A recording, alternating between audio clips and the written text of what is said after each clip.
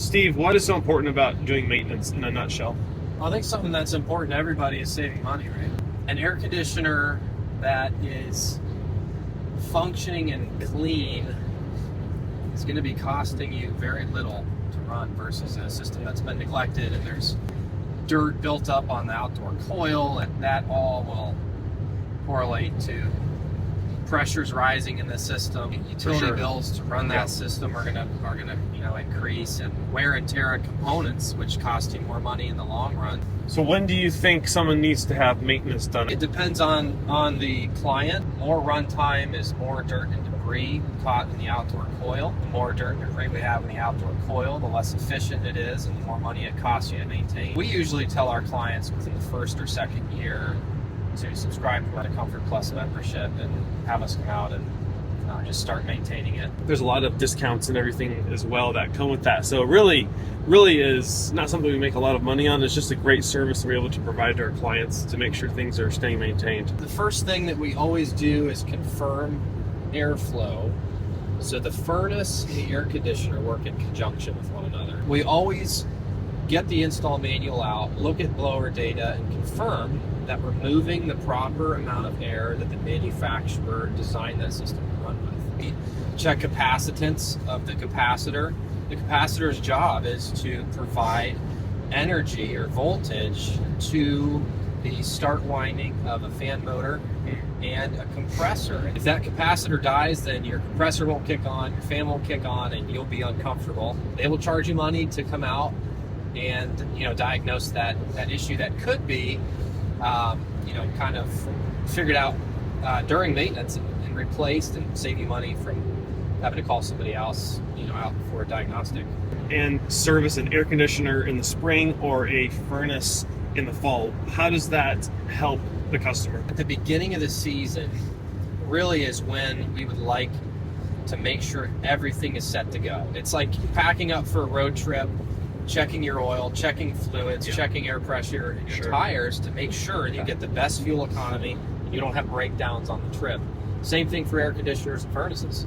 You want to guarantee that beginning of the season, your coil's clean, components are exactly the way they should be working, airflow is set, all that stuff is ready to when you need that system on that 90-degree day or that 0-degree day, it's going to work like a champ for you. And Steve, what's one component that goes out a lot in air conditioners that can affect a lot of other components in the system? Capacitor, 100%. So can you tell us a little bit more about capacitors and how cheaply they are replaced versus the damage they can do if they are not replaced when needed? Yeah, so the capacitor is like a battery. It stores energy for the fan and the compressor to kick on. And so if it doesn't store enough energy, the start windings get way too hot. They cannot actually get that motor turning. It can cause breakdown of that component, whether it's a fan motor or compressor. Compressors can be in the thousands of dollars to replace versus a $200 capacitor. The best philosophy is to have things looked at the beginning of the year before those extreme temperatures come into play. Can you please describe, just kind of from start to finish, what exactly we do? I think first and foremost is just setting expectations with our clients. So I think it's important hearing what our clients are concerned with, whether there's a noise complaint on the system or maybe a bedroom that's getting a little bit too hot or too cold. So we'll start there, and then we always start in the basement. We'll confirm that the blower motor speeds are set to where they need to be.